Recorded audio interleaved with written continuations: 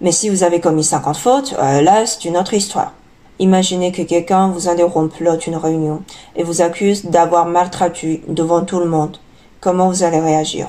J'aimerais avancer 3 hypothèses. La première hypothèse, vous vous êtes effectivement trompé et vous avez compris. Vous trouvez son accusation raisonnable. Dans ce cas-là, ce que vous allez faire, c'est très simple. Vous n'avez qu'à vous excuser et corriger tout de suite. On n'est jamais parfait. C'est tout à fait normal de se tromper. Et dans une réunion, il y a bien des choses beaucoup plus importantes qu'une faute de traduction. Mais si vous avez commis 50 fautes, là, c'est une autre histoire.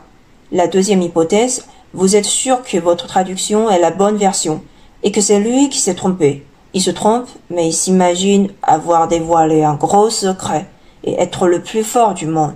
Dans ce cas-là, bien sûr que vous pouvez lui expliquer pour vous défendre, mais cette action risque de perdre du temps. Vous risquez de perdre du temps devant tout le monde, inutilement. Personnellement, ce que je fais, c'est de ne rien dire. Je vais hocher la tête en signe d'accord, même si cet accord est complètement faux et hypocrite. Je vais montrer mon accord pour tourner la page. J'ai pas envie de riposter, parce que j'ai pas envie de répondre à un con prétentieux, et j'ai pas envie de perdre le temps de tout le monde. La troisième hypothèse, vous n'êtes pas sûr que vous ayez raison, mais vous n'êtes pas sûr non plus qu'il ait tort. Dans ce cas-là, je vais faire tourner la page le plus vite possible, pour ne pas perdre du temps. Mais après la réunion, je vais prendre mon temps pour chercher des informations afin de finir par trouver la réponse. Au contraire, si je traduis pas et que je constate des fautes de l'interprète, je vais jamais l'interrompre et l'accuser, parce que c'est pas quelque chose d'intéressant pour moi.